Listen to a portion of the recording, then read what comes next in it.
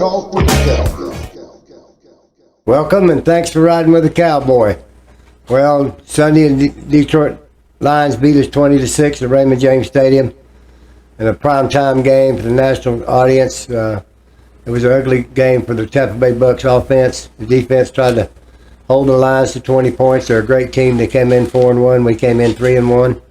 But it didn't go our way. We missed a lot of passes. Mike Evans missed a couple 3 passes. Baker Mayfield overthrew him on being wide open for a touchdown. We got an offensive pass interference call in the end zone, pushed us back to have to kick a field goal instead of scoring a touchdown.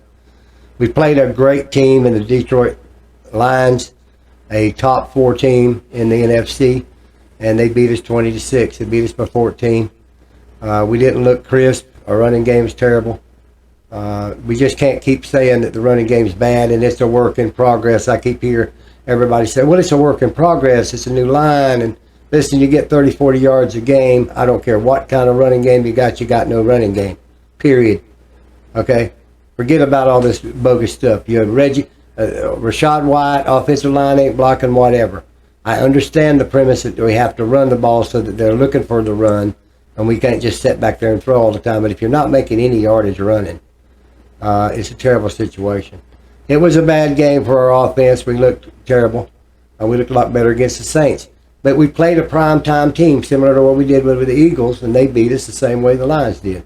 And when we play Buffalo a week from this weekend playing Atlanta, Buffalo might do the same thing to us. And 2 weeks after that, when we play the 49ers out in San Francisco, they might do the same thing that all these other prime teams did. So we're a good team, not yet a great team or a prime team. But we've got to get back and win this game this week in Atlanta. We play in Tampa Stadium Sunday at 1 o'clock. It's a division game. We've got to come back and we've got to win that game and go to 4-2, which is still leading the Southern Division of the NFC. And that's what we want to do. And we're going to have to do it with a little bit more concise play.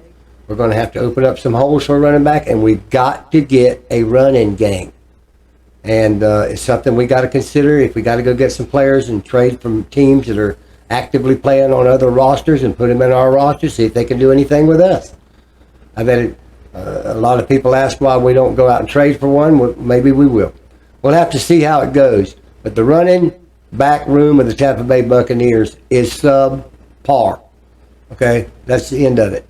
So some of the blocking continues to be blamed, but it's holding up pretty good for the passing, and it's holding up for not to get Baker Mayfield sacked. So I would suggest it could be improved, but you've got to have a back that can get loose and go make some yards too.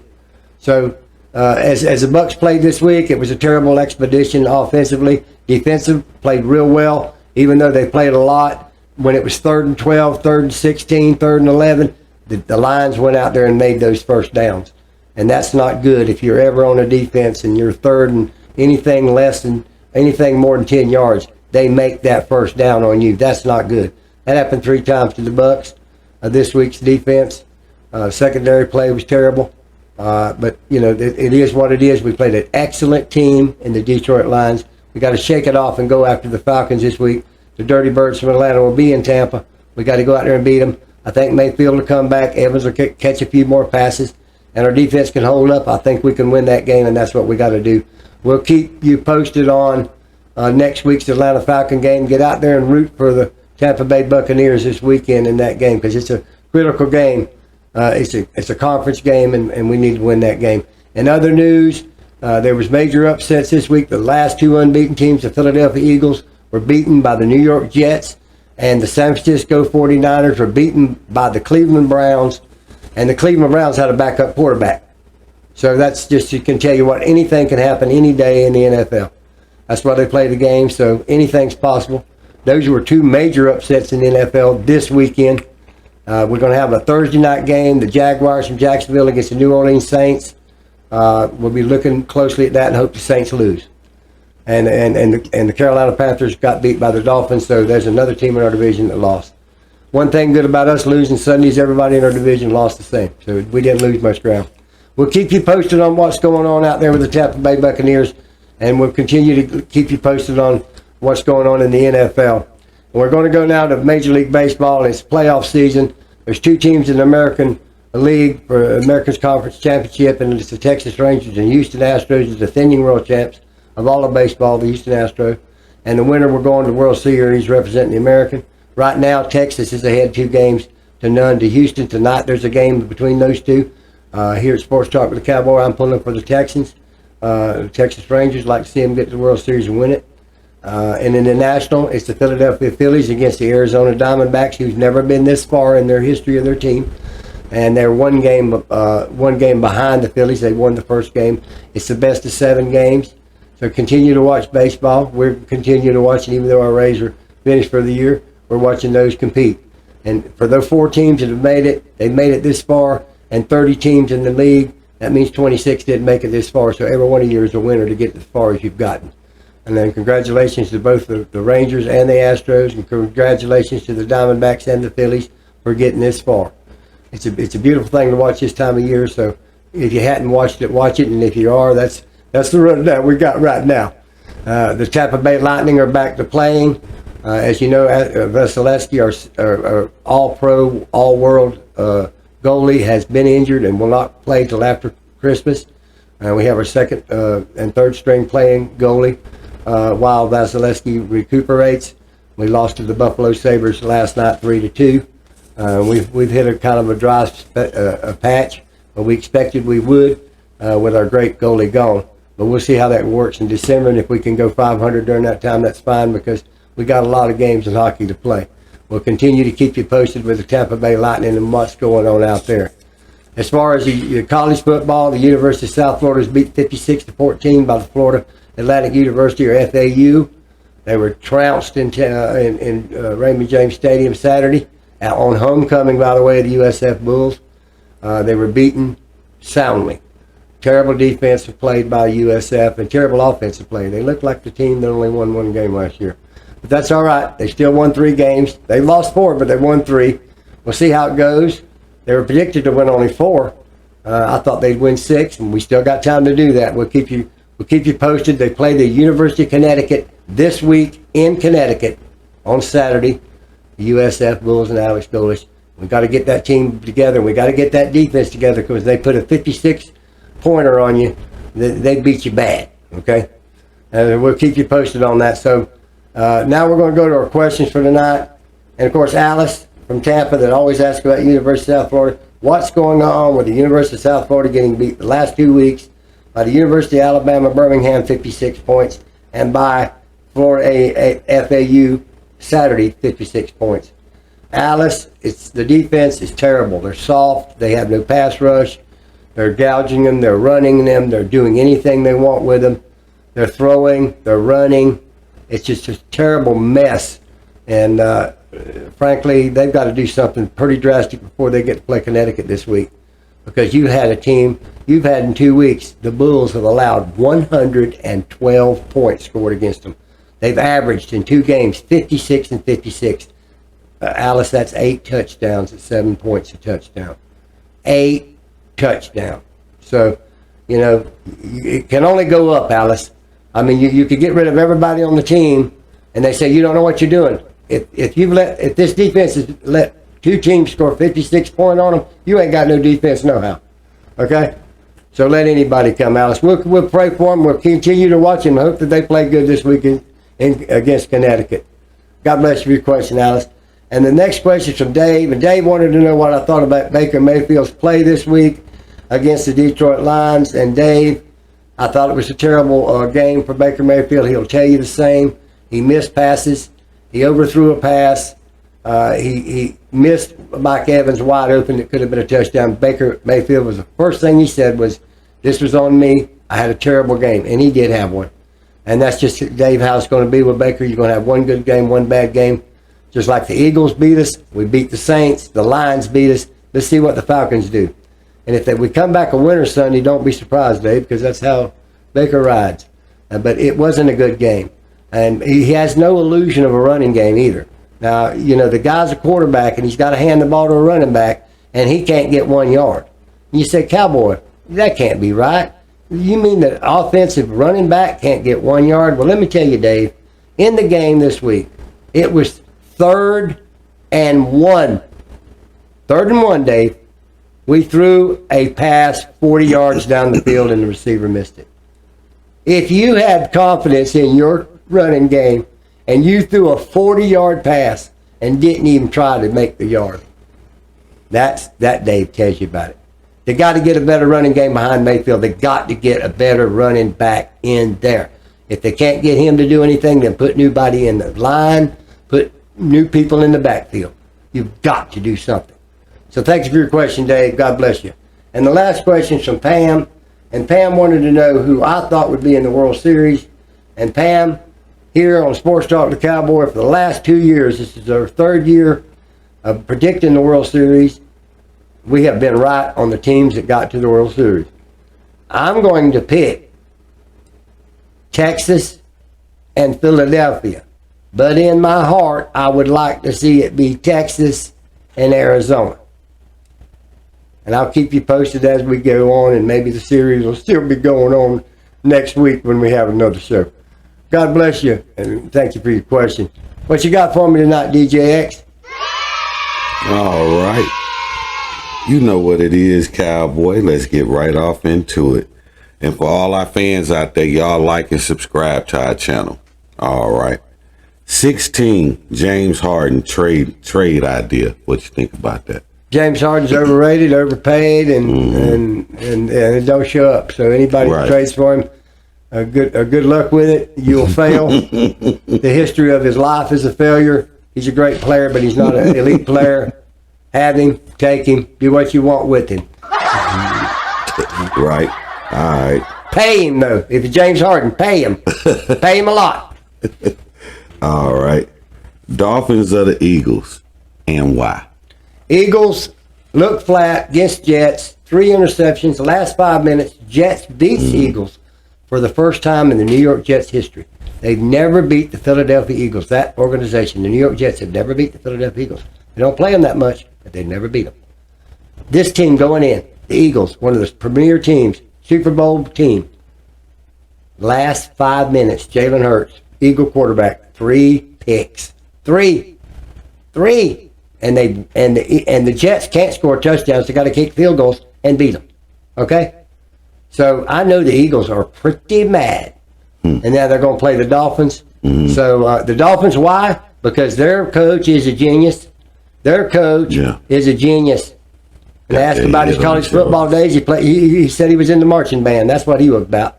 But let me tell you, between his ears, the smartest offensive man out there in the NFL today. And them dadgum Miami Dolphins got the fastest team that we have ever seen on the ground. They've got like 6 guys that can go 4-1 speed. I mean, they've got the fastest bunch of group that you've ever seen. And he will send people around spinning like a figure skater trying to get a gold medal in the Olympics, buddy. So the Eagles better get their game on, okay? Because they're going to have a lot of people. We get on a football team and say, who's the best receiver? Who's number 1 receiver? Say, well, they've got a whole bunch of them. The running backs can run. The wide receivers, they're all fast. So who you going to cover? Right. So I'm going with the Eagles. I'm going with Miami Dolphins in a statement game. Let's play a big team. I've got the Dolphins and I've got the Eagles in the top 4 teams of all the NFL. I've got it. San Francisco 49ers right now. I don't care what they got on the field. Number 1. Eagles, number 2 team. Kansas City Chiefs, world champions. Somebody beats them, they still the world champion wearing the ring. Number 4, Miami Dolphins. Number 5, and I know you people is going to snivel at this, but listen to me closely about number 5. Number 5 best team in all NFL ain't the Buffalo Bills. The Detroit Lions.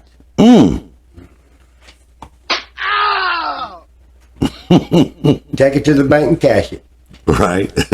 All right. How much is Chance Young worth? He's worth a couple draft picks, 3rd and 4th round. I wouldn't get, and if you really got desperate, maybe 2nd, but I don't think I'd go that high because he's got a bad attitude. It's just like James Harden, bad attitude. Some of these are bad actors. You know what I mean? And the bad actor is bad for the person, bad for the team, bad for the organization, bad for winning. And he was given everything in the world with a silver platter coming to the Commanders, and he's been crying for 2 years just like Harden. And I'm sure, I hope he don't be like Harden and go to every team that he goes to because this is a new leaf. And then he goes all around in a circle, and still he asks if somebody will trade for me. Mm-hmm. So I wouldn't give him up much for Chase Young. Maybe a third-round pick, third and sixth-round pick, couple picks. That's it. All right. We'll give him the slap. All right. Kenny Pickett knows run game success opens up more play action chances. Absolutely, he does. Just like we talked about Baker Mayfield. Mm-hmm. You got to have a running game. You can keep sending the guy to the line and they can keep stopping him, but you ain't making any yards forward. See? Mm-hmm. But if you make any yardage, they have to defend the run. If they defend the run, that gives you an opportunity with them up at the line defending the run to throw the ball. Facts. Mm-hmm. All right, Pittsburgh. Let's go to the boards. Steelers bring in 4 cornerbacks for tryout. They've had 4 a lot. Quarterbacks. They've had some cornerback problems. They've had 2 injuries back there, mm-hmm. and one was in the IR, so he's out for 6 weeks. So they need to get some people in there to try to have some bodies to go back in there and play cornerback. They got to have them, and then there's only a week between games, so they've got to move on it. Mm-hmm. And they got to get them in there, get them assimilated, get them a little bit of the playbook, and let them get playing. Right. And they like to get some veterans. And it wouldn't shock me to see Pittsburgh go out and make a trade. Maybe before the trade deadline, go out and get a guy that's a backup of another team that's active, an active team, maybe a backup, say, hey, man, I want that guy. I'll give you a couple picks in the draft next year. Same way the Buccaneers need to do with a running back. Mm-hmm. All right, Pittsburgh again. Patrick Peterson think Joey Porter Jr. will play a lot this weekend. Well, I hope he does. Patrick Peterson's a great player, and I hope Joey Porter can get out here and play this week for the Steelers. Mm-hmm. They've had a rocky year, a lot rockier than we thought coming out of the preseason. But that's why they play the game. But they've been up and down. Mm-hmm. They're in a tough division there with Cleveland and Baltimore. Not so much Cincinnati, even though they won this week. That's a tough division they're in. But I think Joey Porter would be an asset to have out there. Interesting. All right, and for my last and final, Steelers boast healthy team out of bye week. They're all healed up, and I hope that they're focused. The Bucs are all healed up, but they weren't focused. So I hope that their mind's ready to get back into the grind of going back to the game. They get 60 minutes a week, once a week, to prove what they've done. Where most of us work every minute of every day, they work 60 minutes, 1 hour, 1 day. Okay, so they have to be ready to go. And I mean go. Because if they miss a play or 1 or 2 plays go back bad, that's the game. Mm-hmm. That's the game. It's a game. 1 or 2 good plays you've not made, the other team wins. So I hope they come out focused and they can get on track and then they can start winning. But it's bad to get after the bye with everybody healthy and somehow or another things just don't click. Sometimes it's better to be nicked up and playing every week. Mm-hmm. Yeah. That rhythm, so to speak. All right. Well, that's what I got for you this week, Cowboy. Well, God bless you, DJX. God bless you. God bless each and every one of you that watch this show. I'd like to say that this week's Sports Talk with the Cowboy winner was Judy in Lake Placid. She won this week's football. You pick 'em, and you can go to places within Highlands County, locations. You can find them on our website, or you can find them within Highlands County, or as viewers, go to comments, write the winners of the teams that you would like to pick, but have it in before tomorrow, because tomorrow is the game between the Saints and the Jaguars, and we will give you a opportunity to be involved in the you pick 'em.